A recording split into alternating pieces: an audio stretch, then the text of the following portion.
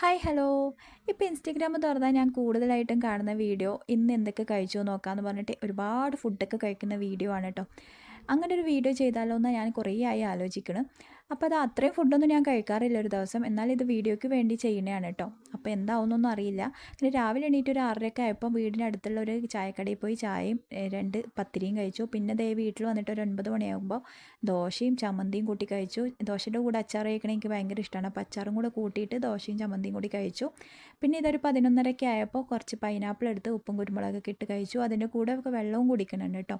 പിന്നെ ഒരു 1:30 ആയപ്പോൾ ചോറ്, സാമ്പാർ, പപ്പടം, തൈര് കാച്ചിയത് അങ്ങനെ എല്ലാം കൂടി കൂട്ടി കഴിച്ച് കുറച്ച് ചോറും കൂടെ കഴിച്ചു. പിന്നെ ചോറ് കഴിക്കലൊക്കെ കഴിഞ്ഞ് നോക്കിയപ്പോൾ ദാ ടേബിളിൻ്റെ അടുത്ത് കുറച്ച് കടല ഇരിപ്പുണ്ടായിരുന്നു. അപ്പോൾ കടലയും കൂടെ എടുത്തിട്ട് കഴിച്ചു. പിന്നെ അതിൻ്റെ കൂടെ കുറച്ച് ലഡു ഉണ്ടായിരുന്നു. 1-2 ലഡുവും കൂടി കഴിച്ചു കേട്ടോ. പിന്നെ വൈകുന്നേരം ആയപ്പോൾ ഒരു 4:30 ആയപ്പോൾ മോൾക്ക് വേണ്ടിയിട്ട് ഒരു പഴം പുഴുങ്ങിയിട്ടുണ്ടായിരുന്നു. മോളൊരു കാൽഭാഗം കഴിച്ചു. ബാക്കിയുള്ളത് മുഴുവൻ ഞാനും കൂടി കഴിച്ചു കേട്ടോ. പിന്നെ ഒരു 6 മണിയൊക്കെ ആയപ്പോൾ ഞാൻ ഒരു 2 ടീ കേക്കും കട്ടൻ ചായയും കൂടെ കുടിച്ചു.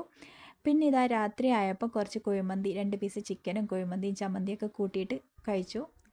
അതും കഴിഞ്ഞതാ നമ്മുടെ അരുണിൻ്റെ ഐസ്ക്രീം ഉണ്ടായിരുന്നു. അതൊരു 10-15 അടുത്ത് ഞാൻ കഴിച്ചിട്ടുണ്ടായിരുന്നു. ചെറിയതാണ് കേട്ടോ. 10-15 കഴിച്ചു.